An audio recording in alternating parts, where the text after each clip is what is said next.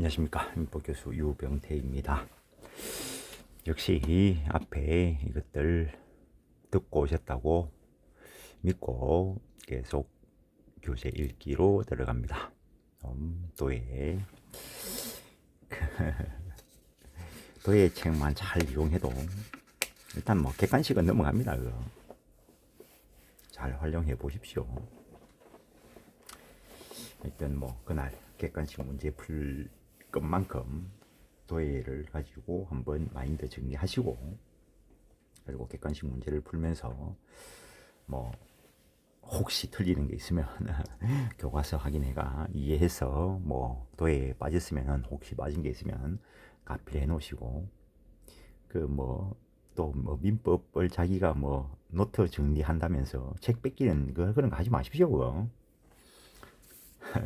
괜히 뭐 암기 노트 하나 더 만드는 것밖에 안 되는데, 그래 하면 그 도예 책을 뭐 딱 머릿속에 이으면 2차도 해결됩니다. 그거 뭐 민법 처음 공부할 때는 어렵지, 뭐 한번 딱 정리하고 나면은 가장 쉬운 게 민법이지. 뭐 내는 뭐 민법 있는 시험은 다 민법 과목 없다고 생각합니다. 그거 억울하면 내만큼 공부하십시오. 자, 124페이지. 뭐 오늘도 유튜브 보니까 뭐 민법 어려운 거 없다 싶습니다. 뭐 빗기는 지랄로 씹어. 민법 학자들이 다 민법 어렵다고 이야기하는데, 참 어려운 걸 어려운 줄 알고 공부를 시작해야지. 어디 뭐 애들한테 사탕 발림 하는 것도 아니고. 자, 124페이지 보충적 해석 방법.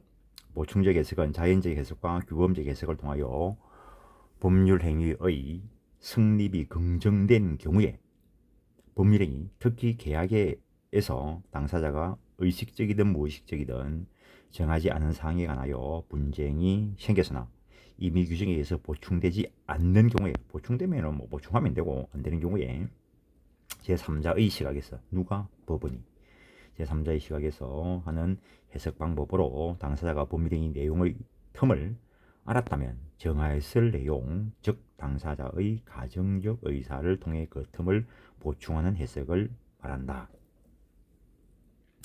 판례가 뭐 객관적으로 추인되는 정당한 이익 조정 의사, 이런 표현을 했고, 그 밑에 한 번 더 써놨습니다.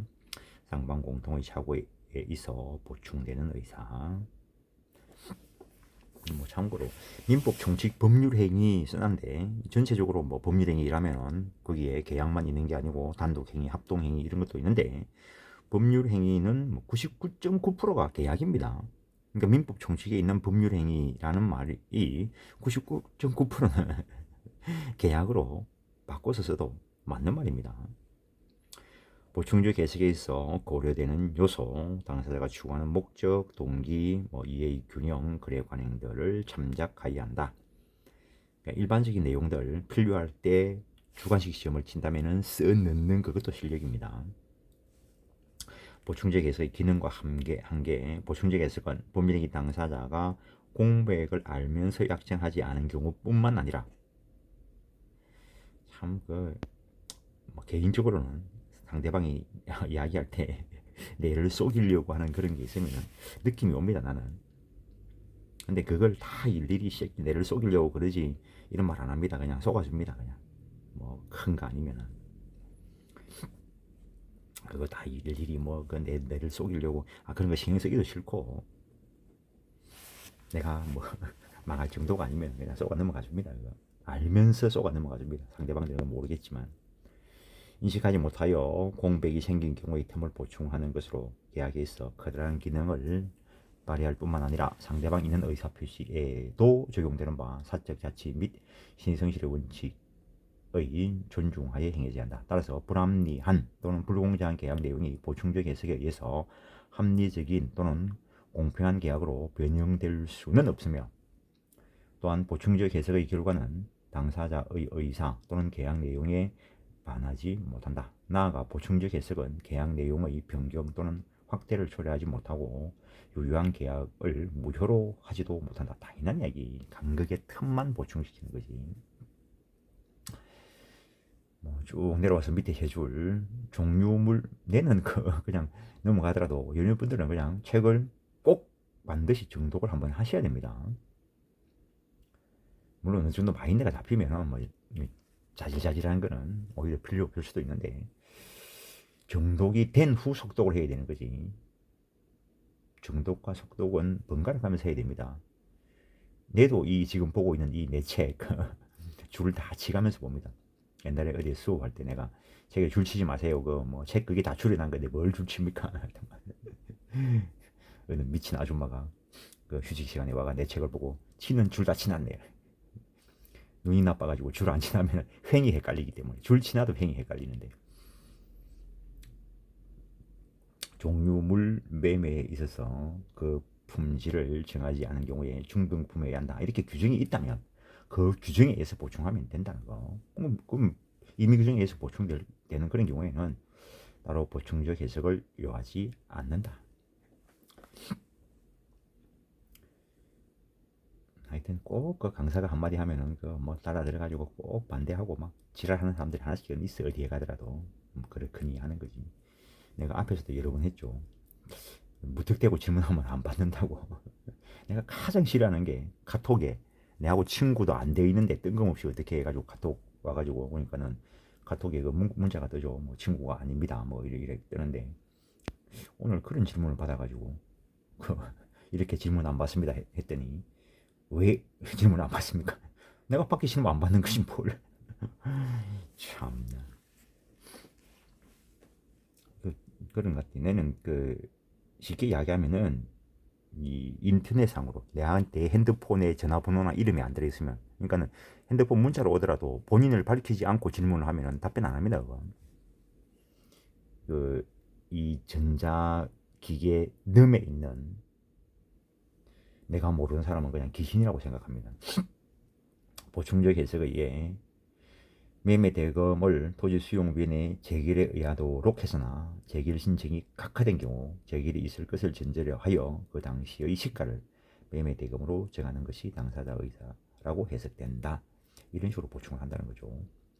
보충적 해석과 착오 취소의 문제 요게 반복되는 부분이 있는데 법령이가 보충적 해석에서 그 틈이 보충된 것을 당사자가 계약 체결 당시의 의사와 일치하지 않음을 이유로 착오를 이유로 취소할 수 있는지가 문제가 된다. 현재 다수설은 보충적 해석에 의해서 틈이 보충된 경우에 착오 취소를 부정한다. 판례도 다수설과 같이 불법 행위로 인한 손해배상 청구에 관하여 가해자와 피해자 사이에 피해자가 일정한 금액을 지급받고 그 나머지 청구를 포기하기로 합의가 이루어진 데, 이 합의가 법률행위인 거죠. 이루어진 데 그 후 그 이상의 손해가 발생하였다 하여 다시 그 배상을 청구할 수 없는 것이 원칙이다. 거기에는 이제 착오 취소의 문제가 아니다는 거죠. 다만 그 합의가 손해 발생의 원인인 사고 후 얼마 지나지 아니하여 손해의 범위를 정확히 확인하기 어려운 상황에서 이루어진 것이고 후발 손해가 합의 당시의 사정으로 보아 예상이 불가능한 것으로서 당사자가 후발 손해를 예상하였더라면 사회통념상 그 합의 금액으로 화해 계약을 하지 않았을 것이라고 보는 것이 상당할 만큼 그 손해가 중대한 것일 때에는 당사자 의사가 이러한 손해에 대해서까지 그 배상 청구권을 포기한 것으로 볼 수 없으므로 다시 그 배상을 청구할 수 있다고 봐야 한다. 뭐 이것도 보는 방법이 앞에 거 취소하고 추가된 부분만 청구할 것인지 아니면 앞에 거 인정하고 또 추가된 부분만 청구하면 되는 건지 뭐 있지만 조금 더 판례가 구체적으로 이야기합니다. 그래서 옛날에 뭐 그런 일이 있었습니다. 옛날에 택시가 지나가는데 애가 딱 꼬마가 딱 쓰러졌다는 거죠. 그러니까 그 택시 기사 아저씨가 막 동네 다니면서 애 엄마를 찾아가지고 만 원짜리 한 개 주면서 애가 놀란 것 같다. 가잖아 뭐 사 먹이라 뭐 그러고 만 원짜리를 받았다는 거죠. 그 만 원짜리 받는 그게 합의입니다. 어느 정도. 근데 애가 한 달쯤 돼가 애가 실명해 버렸다는 거지. 애초에 합의가 없으면 처음부터 금액을 정하면 되는데 일단 합의가 있었으니까 또 여러 가지 문제가 발생을 하겠죠.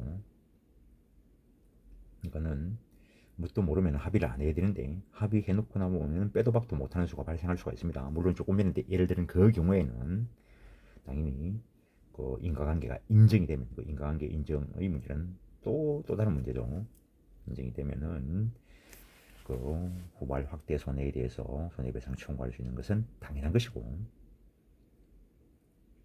그러니까 애초에 합의가 없으면은 전체적으로 딱 하면 되는데 일부 합의가 있으면은 그 합의가 제대로 된 거냐 제대로 안 된 거냐, 제대로 안 됐을 때 그때 그 정할 수 있다 이렇게 간다는 거죠. 따라서 현재 다수가 판례에 의하면 의사와 표시의 불일치에 착오가 있어도 바로 착오 취소의 문제로 처리하는 것은 아니라 보충적 예서에 의해서 틈을 보충하고 그에 의해서 보충될 수 없는 경우에 착오 취소 이론을 적용한다라고 할 수 있다는 것. 명의자와 행위자의 불일치 시에 당사자 확정의 문제 앞에서도 받고 대리 부분에서 상세히 되는데 이 교과서에 보면은 앞에서 123페이지에서 9번에서 본 걸 다시 한번 이야기한 거고, 대리 쪽에 가면은 상세하게 이야기하고 있습니다. 그 다음에 처분 문서의 해석 방법 해놓고 다른 분의 그걸 소개해놨는데, 물론 이걸 내가 뭐 문장을 바꾸고 하려면 할 수 있는데 전부 다 판례이기 때문에 이분이 판례를 전부 가지고 연결을 시켜놓고, 그래서 너무나 잘 해놔가지고 이분 같은 경우에 뭐 누구나 다 아는 천재죠. 그리고 그 뭐 시험에서는 소송법에서 이제 중요하고 소송법 공부할 때 뭐 확인하시고, 이 부분은 내가 안 읽을 겁니다. 그런데 안 읽을 건데 왜는 하냐고. 시험은 소송법에서 나옵니다. 처분문서의 해석 방법 관련되는 거. 뭐 아주 소송법에서 아주 중요하죠. 그런데 실무에서는 아주 중요합니다. 그래서 실무에서 확인하는 분도 잊지 말라고 거기에 소개를 해두고 있는 것이고, 128페이지 보십니다. 128페이지 법률행위 해석의 표준. 그냥 그린한 거.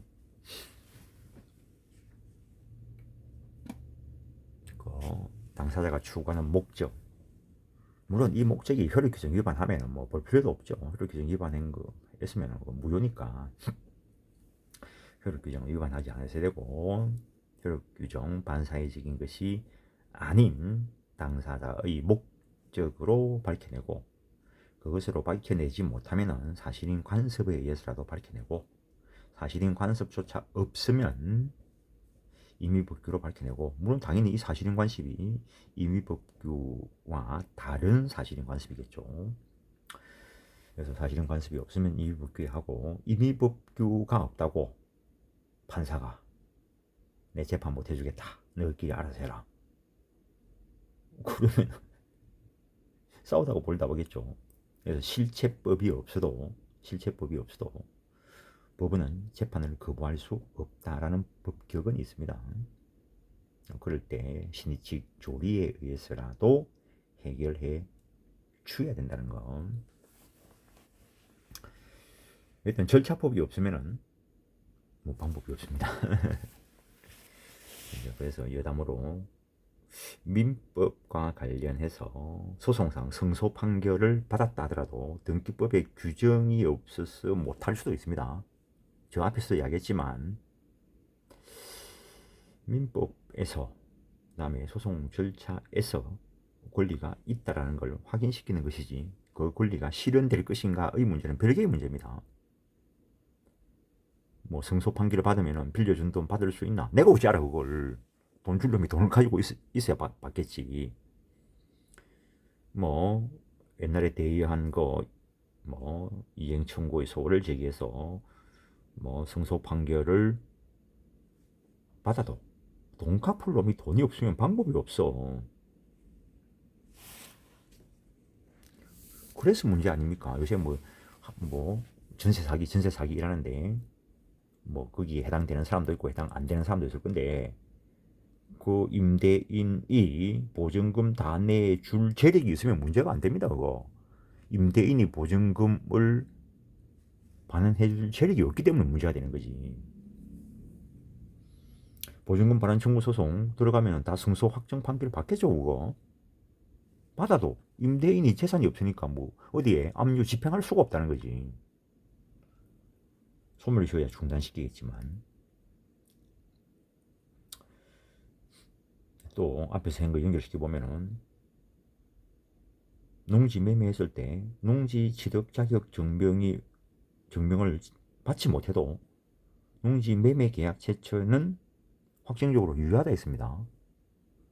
그래서 농지 매매 계약 체결하고 농지 취득 자격 증명을 취득하지 못한 상태에서 매수인이 매도인을 상대로 매매를 원인으로 한 소유권 이전 등기 청구의 소를 제기하면 법원은 매매 관계가 있는 게 확인이 되면은 매도인은 매수인에게 매매로 인한 소유권 이전 등기 하라라고 판결 내리겠죠. 그래서 소송법에서 하라라고 판결 내렸어. 민법에 근거해서 절차를 거쳐서 판결을 내려준 거죠. 소송법은 소송 절차 진행과 관련되는 것이고 전부 다 민법 가지고 재판하는 거죠. 그래서 민법은 재판규범이다 이래 했죠. 그런데 그 승소 판결을 받더라도 농지 취득 자격 증명을 받지 못하면은 등기를 못하는 거지.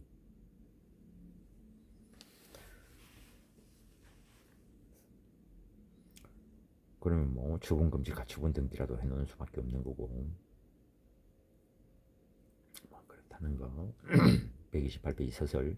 법률행위 해석은 당사자가 그 표시행위에 부여한 객관적 의미를 명확하게 확정하는 것으로서 사용된 문헌에 구애받는 것은 아니지만 어디까지나 당사자 내심의 의사가 어떠한지와 관계없이 그 문헌의 내용에 의하여 당사자가 그 표시행위에 부여한 객관적 의미를 합리적으로 해석해야 되는 것이고 당사자가 표시한 문헌에 의하여 그 객관적인 의미가 명확하게 드러나지 않는 경우에 그 문헌의 형식과 내용, 그 법률행위가 이루어진 동기 및 경위, 당사자가 법률행위에서 달성하려는 목적과 진정한 의사, 거래 관행 등을 종합적으로 고려하여 사회정의와 형평 이념에 맞도록 논리와 경험의 법칙, 그리고 사회 일반의 상식과 거래 통념에 따라 합리적으로 해석해야 된다. 뭐, 표시 문면에 구속되지 않고 당사자가 법률행위를 하게 된 목적, 거래 관행 등을 종합적으로 고려하여 합리적으로 해석해야 된다. 어디 주관식에 가서 쓸 일이 있으면 그 정도 쓰는 겁니다. 외워가지고 쓸라 하지 말고. 판례와 다수설은 106조를 근거로 먼저 당사자가 기도하는 목적에 의해서 법률 내용을 밝혀야 하고 그에 의해서 명확하지 않는다면 사실인 간섭, 임의복교, 신의 성실 원칙 내지 조리 순서에 따라서 해결한다는 것. 당사자가 기도하는 목적, 법률행위를 한 당사자가 의도한 목적과 진정한 의사를 고려하여 가능한 달성될 수 있도록 해석하여야 한다는 것. 그것에 의해서 밝혀지지 않을 때 사실은 간섭, 사회 관행에 의해서 발생한 사회생활 규범이지만 사회법적 확신에 하여 법적 규범으로 승인된 정도에 이루어지지 못한 것을 말한다. 앞에서 보고 왔습니다. 관습법은 관행이 반복되어 일반 사람들로부터 법적 확신을 받은 거다라고 이야기했고 그렇지 못한 것을 사실인 관습이다 라고 이야기하는데 이것은 당사자 의사가 명확하지 않은 경우에 임의법규에 우선하여 해석 기준이 된다.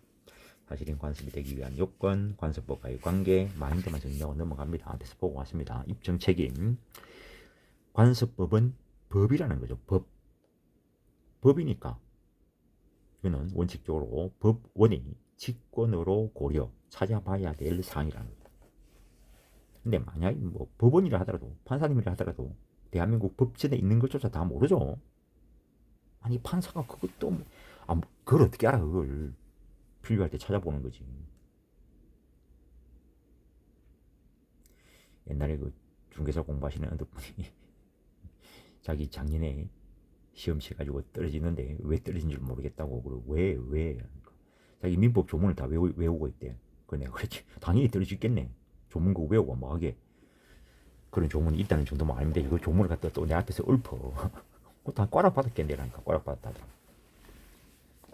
백날 외우고도 뭐 연결하는 방법을 모르면 모르는 거지 뭐. 법원이 간과한다면은 관습법 당사자가 주장 입증할 수 있다. 관습법은 법이기 때문에 법원이 직권 고려하는 것이 원칙이지만 법원이 간과하면은 당사자가 주장 입증할 수 있다. 사실인 간섭은 법은 아니라는 거죠. 법은 아니니까 법원이 모르는 게 정상이라고 이거는. 그래서 당사자가 주장 입증하는 것이 원칙이겠지만 사실인 간섭은 일종의 경험칙에 속한다고 할 것이므로 법관은 경험칙 유무를 판단함에 있어서 스스로 판단할 수는 있다. 그 정도 임의 규정. 법령의 당사자가 법령 중 선량한 풍속 기타 사유짓에 관계없는 규정과 다른 의사 표시를 한 때에는 그 의사에 의한다고 규정한 105조는 사적자의 원칙을 선언한 것이다. 다른 의사 표시를 했으면 그 다른 의사 표시에 의하고 그것에 의해서 안 밝혀지면은 106조에 따라서 사실인 간섭 없으면은 임의 규정에 의해서 해석해야 된다라는 것. 근데 임의 규정조차 없을 때 신의 성실의 원칙 조리에 의해서라도 다툼을 해결해 주어야 한다는 거. 신의 측은 법률 관계의 당사자가 상대방의 이익을 배려해 형평에 어긋나거나 신뢰를 저버리는 내용 또는 방법으로 권리를 행사하거나 의무를 이행해서는 안 된다는 추상적인 규범이다. 신의 측의 해석 기준 여부. 신의 성실의 원칙을 법률의 해석 기준으로서 특히 정하는 입법예도 있지만 그 규정이 없어도 우리 법에서 신의과 조리를 법률의 해석 기준으로 인정한다라는 거. 신의축과 예문 해석의 원리. 옛날에 그 약관 규제 등에 관한 법률이 없을 때 활용되는 자주 활용되는 방법이었는데 그 약관 조항 중에 그 불공정한 조항이 있을 경우에 그것은 단순한 예문에 불과하고 구속력이 없다, 효력이 없다 이렇게 해석한 것을 예문 해석이다 라고 이야기한다는 것. 그래서 다시고 신의치가 수정 해석의 원리. 약관정이 신의치에 관하여 무효인 경우 그 범위를 축소 해석하여 효력을 유지하고자 하는 것을 수정 해석이다 라고 했다는 것. 그 정도 하시고 133페이지 의사표시 일반론 빨리 한번 봅니다.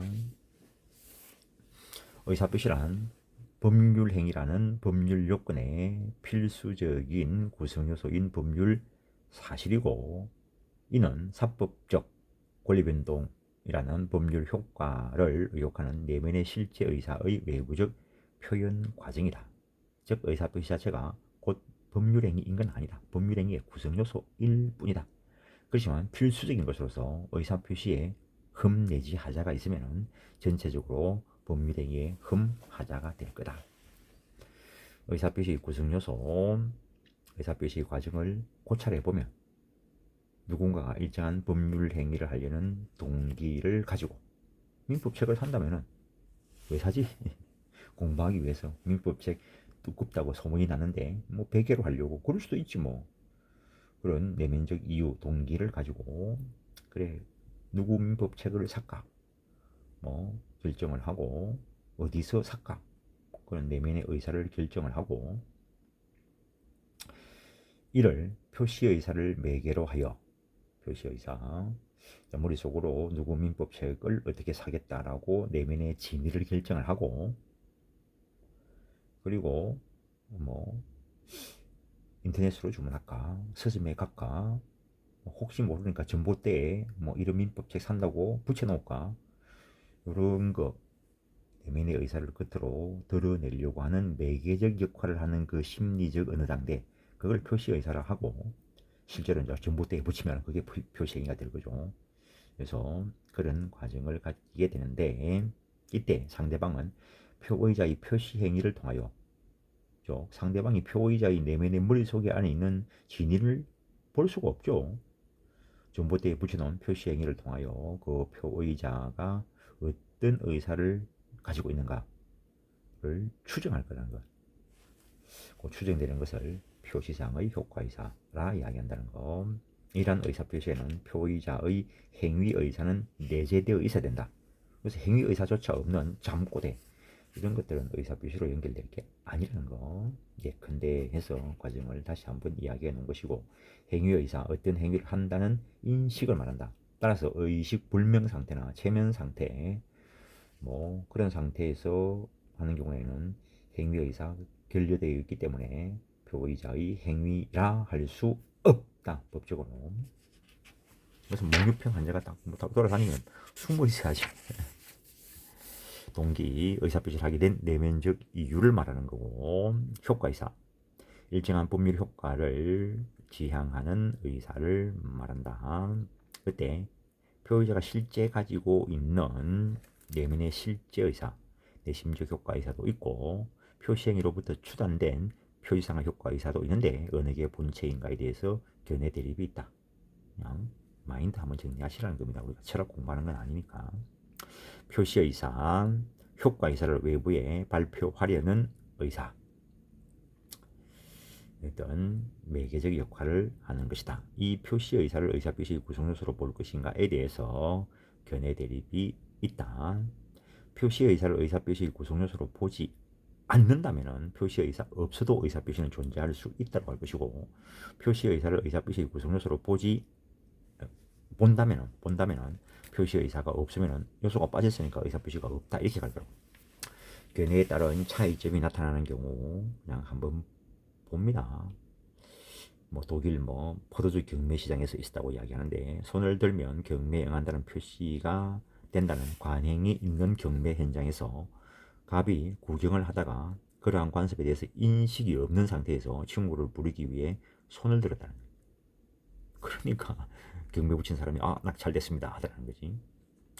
또는 A 비서가 저녁 시차 초대장을 책상에 둘 테니 사인을 해주십시오 부탁한다는 전화를 받은 사장이 보니까 뭐가 있어.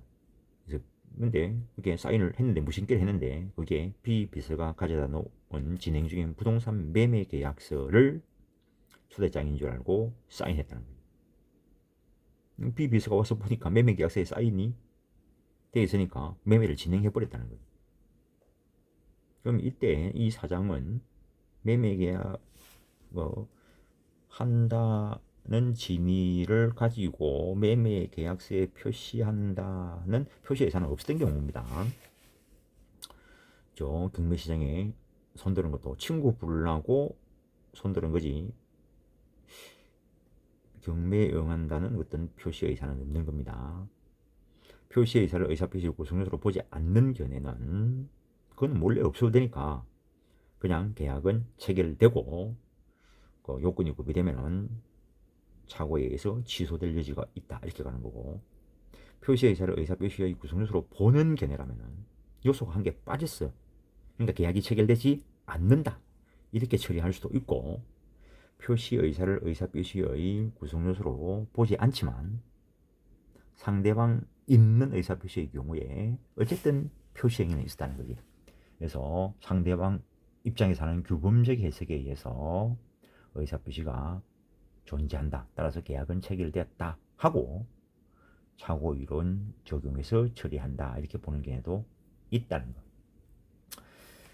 그래서 표시의사와 관련된 또 다른 예를 한번 써놓은 것이고, 어쨌든 다수가 판례는 표시의사는 의사표시의 구성요소가 아니다, 따라서 표시의사가 없더라도 계약은 체결될 수 있다, 경우에 따라서 착오 취소에 의해서 취소될 수 있을 뿐이다. 표시행위 일정한 법률 효과 발생을 하고자 하는 의사를 외부에 표시하는 행위를 말한다. 문자나 의에서 명확하게 표시하는 명시적 의사표시, 그렇지 않은 묵시적 의사표시, 거동에 의해서 의사표시가 이루어질 수도 있습니다. 버스 정류장에 서 있는 이유, 그런 거 생각해 보시면 되죠. 포함적 의사표시, 추단된 의사표시라고도 하는데, 표의자의 일정한 행위에 의하여 일정한 의사표시가 추단되는 경우가 있다는 거. 의사실현에 의한 계약 성립.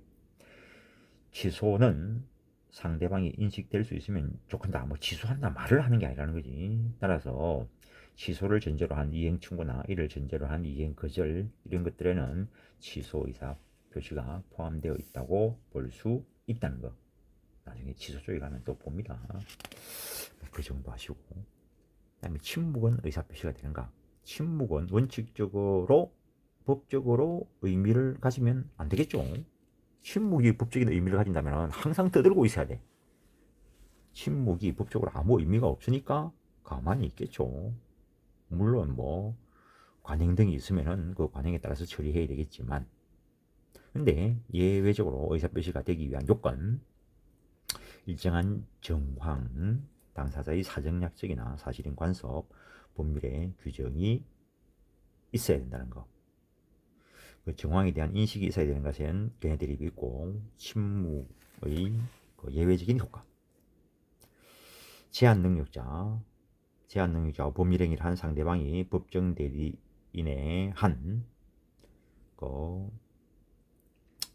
확답 요구, 촉구, 옛날에 이걸 채고라 했다는 거죠. 에 대해 법정 대리인이 침묵하면은 그 주인한 것으로 본다 이렇게 돼 있고, 긍정으로 되는 경우도 있고, 무권 대리인과 법률행위라는 상대방이 본인에게 그 주인 여부를 채고한 경우에 본인이 침묵하면은 거절한 것으로 본다, 부정으로 의지되는 경우도 있다는 거. 취소할 수 있는 법률행위는 바탕이 일단 유효입니다. 그래서 가만히 놔두면은 원칙적으로 주인한 것으로 가고, 무권 대리인의 행위는 바탕이 유동적 무효 상태에 있습니다. 그래서 가만히 놔두면은 무효로 확정되고 그거 확인하는 거고, 그 외에도 뭐 주의나 거절로 되는 경우도 있습니다. 기본적으로는 뭐 거절로 되는 경우가 많습니다. 그 조문 쭉 해놓은 거 한번 보시고, 뭐 나중에 하면 다 보겠지만 뭐 빨리 한번 볼까요? 채권자가 제3자나 채무자의 채무 인수 승낙 여부의 최후의 확답을 기간 내에 발하지 아니한 경우에는 거절한 것으로 본다. 발신주의와 관련된 것도 기억해야 될 게 있고, 채무자가 제3자에게 이익 향수 여부를 최고하고 그 기간 내에 확답을 받지 못한 경우에는 거절한 것으로 본다. 상당 기간자의 해제권 행사 여부를 최고하고 기간 내에 통지를 받지 못한 경우에 해제권은 소멸한다. 예약 의무자가 권리자에게 예약 완결권 행사 여부를 최고하고 기간 내에 확답을 받지 못한 경우에는 그 예약 효력이 상실된다. 민법에 그런 규정이 있고, 집합건물의 소유 및 관리에 관한 법률에도 재건축의 참가 여부 최고하고 그 상대방 최고 수령일로부터 2개월 내에 해답해야 되는데, 만약에 해답하지 않으면 참가하지 아니한 뜻을 해답한 것으로 본다. 법조문에 그렇게 되어 있다는 겁니다. 의사표시에 의하지 않은 계약의 성립을 인정할 것인가, 사실적 계약 이론과 관련되는 것인데, 유료주차장에 차를 주차하는 사실만으로 계약이 체결된다 뭐 등 사회정형적 거래관계에서 계약 체결을 볼 만한 사실이 있는데, 계약 성립을 긍정하는 사실적 계약 이론을 인정할 것인가에 대해서 과거에는 참 센세이션을 일으켰습니다. 와, 뭐 획기적인 뭐 이론이다라고 했는데, 현재는 부정함이 일반적입니다.